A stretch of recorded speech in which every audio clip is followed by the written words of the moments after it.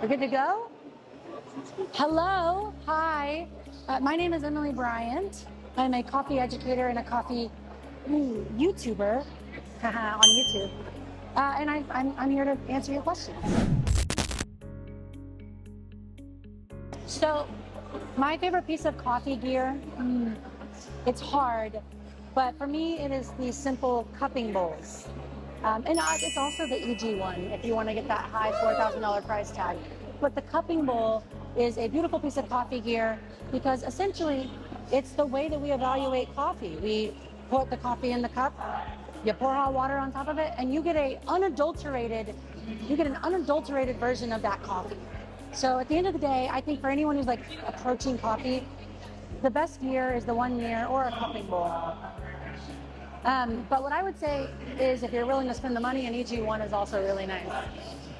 Put a little ka-ching right there, ka-ching, little price tag.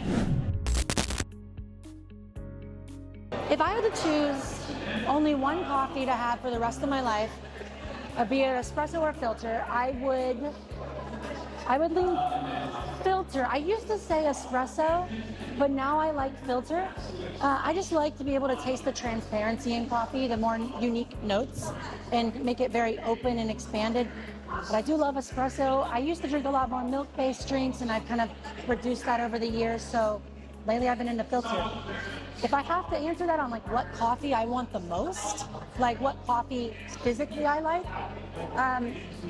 last year DAK created a coffee, or didn't create, sorry, they roasted a coffee called Milky Cake, Diego Bermudez coffee, and it tastes like actual cardamom buns. And every time I see it at the store, I take like 4 boxes and I make coffee with it. So you could use it as a steak rub. You can get crazy with it. It's really, really delicious. Probably my favorite, just for its uniqueness, you know? What are my thoughts? What are my thoughts on the rise of specialty coffee? I think that specialty coffee rising, getting more popular is actually a really good thing. We're starting to see more people that are not into specialty pay attention to us. And the more people that notice specialty coffee, the more you're going to see people appreciate the value in it. And not only that, we're in a renaissance of specialty coffee. There's more gear than there ever has been. There's more coffee than there's ever been as far as people making interesting things. We are pushing that goalpost way further.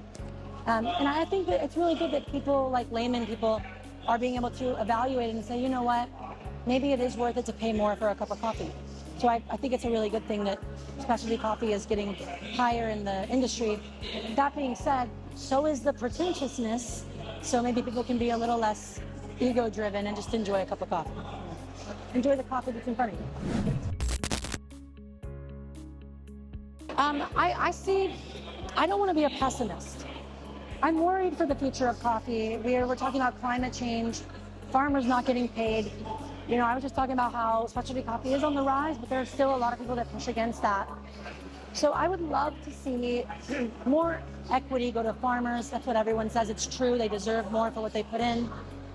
But I'd also like to see people enjoy what's around them and appreciate sustainability and, you know, waste a lot less coffee. Every time you go to a throwdown, like a latte art throwdown, you're wasting kilos of coffee. Like, you don't need to do that. So at the end of the day, I think less waste and more appreciation would be the better future. If we don't do that, I'm worried we're going to be in a time when, you know, global warming and the coffee price cuts our ability to keep making specialty coffee. And just when we're getting into it too. Just when we're getting into it. But that's just my take. Okay? Thanks for watching. Subscribe.